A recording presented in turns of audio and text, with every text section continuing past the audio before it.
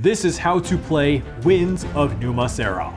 You are the leader of your people, trying to create the most powerful kingdom in all of Thera. There's 4 asymmetric factions to play as, that each come with their own 3 unique heroes to play in your style. Heroes will be used one at a time, as they have a line of succession you'll determine from the start of the game. You can't use the next one until the current one is slain. Heroes give stats. Remember to write in the active hero stats into the kingdom mat.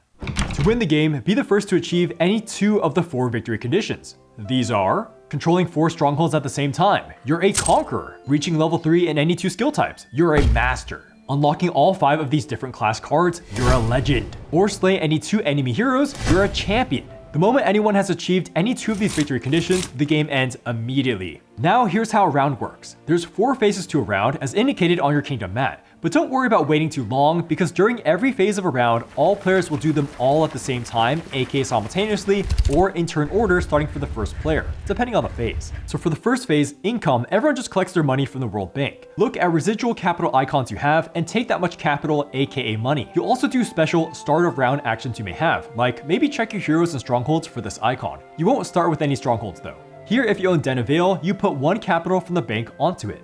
The second phase is Market, where everyone takes turns buying or selling things in turn order until all players have passed consecutively. You can either buy a World Item Forge card, or buy a skill card, or sell, or pass.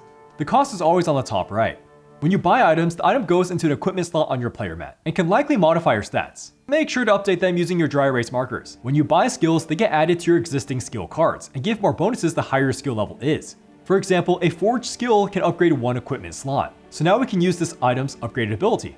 Oh, FYI, you can trade with other players anytime outside of battles. Like, hey, I want this card from you, and I'll pay you 5 coin for it? Cool? Okay, nice trade. Or you can do promises like, hey, give me 2 coins now, and I'll promise I'll attack that guy you don't like this turn. But know that you don't have to keep your word, just like a real ruler. The third phase is Exploration, where everyone just takes turns drawing from this exploration deck. These are usually helpful, but watch out, some may hurt you. If they have this reveal icon on the bottom, you must reveal and resolve their effect right away. Otherwise, you put it in your hand. Now it's time for the 4th and final phase, Command. In player order, everyone takes one of these actions until everyone passes. You first do command actions, which are similar to start of round actions. They have their own unique little icon on the cards, and essentially tell you when you can use them. Once everyone has consecutively passed during the first portion of the command phase, then players must make their big choice of the round, to build or to attack. But you cannot do both in the same round, unless a certain build block says otherwise. So build is simple. You just tick 1 build block that you have met the prerequisites for, and they'll either give you a one-time or ongoing benefit. Some build blocks allow you to also attack a certain thing as part of the action. If you choose to attack, there are 3 potential targets: independent strongholds, which are like NPCs, player strongholds, once they've conquered it for themselves, and players' heroes. And when you do it for yourself, use this battling overview to ensure you aren't forgetting anything. So let's sound the attack against another player's hero. For every battle, there is always an attacker and a defender. When you're attacking, use your attack stat. When you're defending, use your defense stat. Then it's time to play battle cards. So the attacker may choose to play 1 face down, then the defender may choose to play 1 face down. They're all flipped at the same time, then make sure you pay for them too. The cost is always on the upper right. Battle cards are important to ensure victory, like modifying dice rolls. This one here, Rally, would add +1 to an attacker's total score. Next, roll the battle die. Each player rolls it, modifying their total score accordingly.